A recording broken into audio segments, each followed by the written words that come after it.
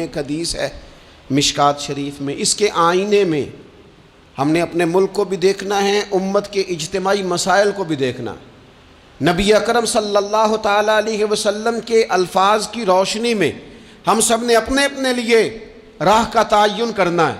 اللہ کے پیارے حبیب صلی اللہ تعالیٰ علیہ وسلم نے فرمایا، جب کسی قوم میں خیانت ظاہر ہوتی ہے اور پھر وہ خیانت کھلم کھلا ہونے لگتی ہے اعلانیہ، رشوت کا نام لوگوں نے تحفہ نہیں رکھ لیا، گفٹ نہیں رکھ لیا، کھلم کھلا نہیں سارا کچھ ہو رہا، کھا گئی اس ملک کو کمیشن، کھا گئی۔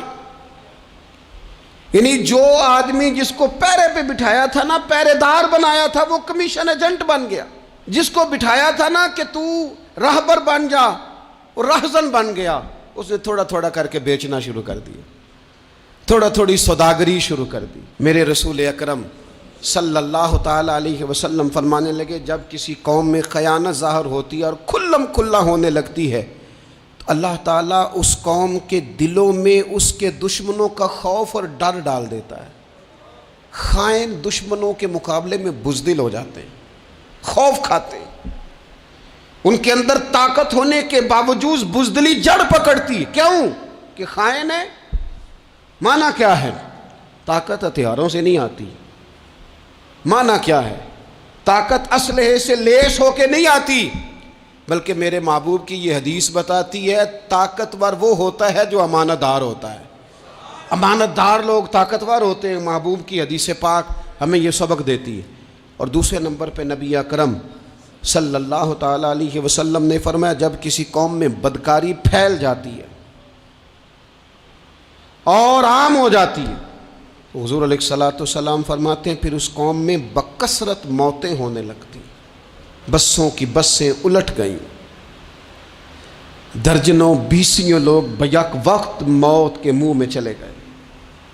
حضور فرماتے ہیں کہ یہ وہ سزا ملتی ہے اس قوم کو جو بدکاری کو عام کر دیتی ہے۔ کس قدر فروغ دیا گیا گندی گفتگو کو، کس قدر زیادہ عام ہو گئے کچے اور بیہودہ جملے، کس قدر زیادہ لوگوں میں وہ چیزیں عام کی گئیں جو کوئی بھی مہذب معاشرہ اپنے بچوں اور بہن بھائیوں میں بیٹھ کر ان کا سننا اور بولنا پسند نہیں کرتا۔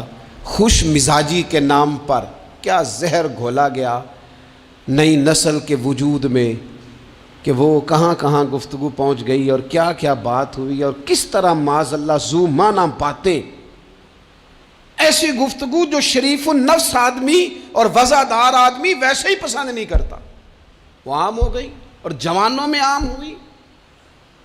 اس قوم میں جس کو کل کو آپ نے معمار بنانا تھا، اس کے آپ نے باغ ڈور دینی تھی، اس کے ہاں یہ چیزیں عام ہوئی۔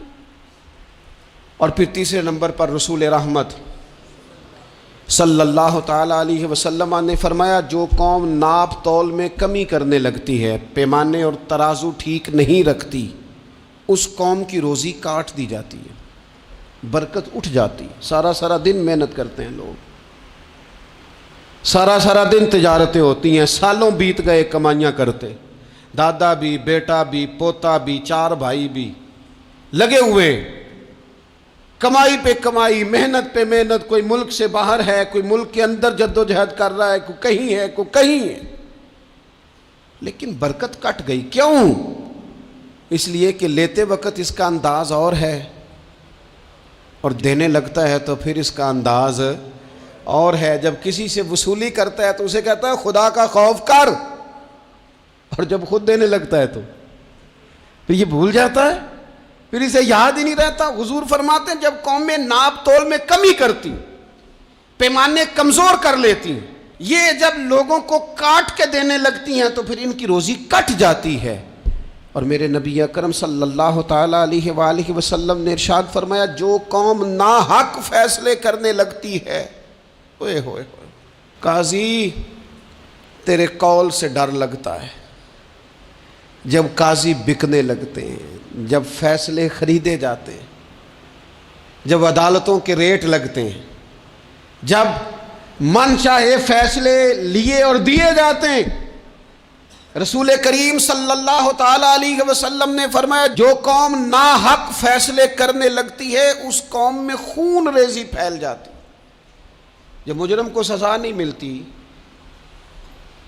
تو پھر میں نے دیکھا ہے کئی دفعہ وہ لوگ جو بڑے اچھے طریقے سے تھرو پراپر چینل گئے تھے کہ میں دروازہ کھٹکھٹاؤں گا عدالت کا، لیکن جب وہاں سے انصاف نہ ملا تو پھر قلم اٹھانے والے ہاتھوں میں بندوق آئی، پھر محبت بانٹنے والوں نے نفرتوں کے جملے بولے، پھر لوگوں نے کہا حق مل نہیں رہا تو اب چھینیں گے.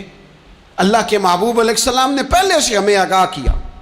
حضور فرمانے لگے جو قوم ناحق فیصلہ کرنے لگتی ہے اس میں پھر خون ریزی عام ہو جاتی ہے. اگر وقت پر فیصلے ہونے لگیں اور صحیح ہونے لگیں تو قوم قتل و غارت گری سے بچائی جا سکتی. اس لیے اس قاضی کو، اس جج کو سوچنا چاہیے کہ تو مت سمجھنا کہ میں نے دو لوگوں کے بیچ فیصلہ کیا ہے. تیرے ذمہ داری ہے، تیری ڈیوٹی ہے کہ تیرا فیصلہ قوم کو قتل و غارت کی طرف بھی لے جائے گا اور تیرا فیصلہ سوسائٹی میں امن بھی پیدا کر دے گا. اس لیے فرمایا گیا کہ جس بندے کے ذمہ فیصلہ کرنا لگایا گیا ہے وہ تو بغیر چھری کے ذبح کر دیا گیا. سوچ سمجھ کر فیصلے. کتنا شوق ہے لوگوں کو سرپنچ بننے کا، کتنا شوق ہے قاضی بننے کا، کتنا شوق ہے فیصلے کرنے کا. یہ مشکل ترین کام، اس میں کوئی سوچ سمجھ کے آئے. اور پھر میرے نبی اکرم صلی اللہ تعالی علیہ وسلم نے فرمایا جو قوم عہد شکنی کرتی ہے، بد عہدی کرتی ہے، اللہ تبارک و تعالیٰ اسے سزا یہ دیتا ہے کہ اس کے دشمن اس پر غالب ہو جاتے ہیں، مسلط کر دیے جاتے ہیں. دشمنوں کا غلبہ ہونے لگتا ہے، مسلط ہونے لگتے ہیں، کیونکہ یہ بد عہد ہیں. بد عہد آدمی کا ویسے ہی وقار چلا جاتا ہے، لوگ اس پر اعتبار ہی نہیں کرتے. مجھے بتائیے دنیا میں بہترین بزنس مین کون ہوتا ہے؟ انویسٹمنٹ زیادہ کرے.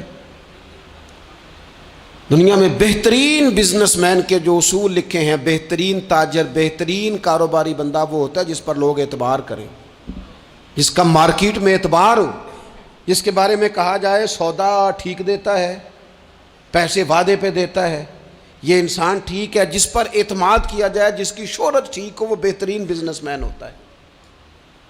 یہ اچھے تاجر کے اصولوں میں یہ بات لکھی ہے. تو جو قوم بدعہدی کرے گی پھر اس کے دشمن اس پر مسلط ہو جائیں گے. کیوں؟ اس لیے کہ اس کا وقار ختم ہو جاتا ہے. بد عہد قوم کا، عہد شکنی کرنے والی قوم کا وقار اٹھ جاتا ہے. جب لوگوں کی نظر میں اس کا وقار نہیں رہتا تو دشمن غالب ہو جاتے ہیں. اس لیے یاد رکھیے اس بر صغیر پاک و ہند میں دین اللہ کے فضل سے صوفیاء نے پھیلایا ہے، اور اس طرح پھیلایا ہے، اس پیار سے پھیلایا ہے کہ نرا پھیلایا نہیں، دلوں میں اتارا ہے. لیکن یہاں جو دین لے کے آئے نا، تعارف دین کا جو یہاں ہوا سب سے پہلے وہ عرب کے تاجروں کی وجہ سے ہوا تھا.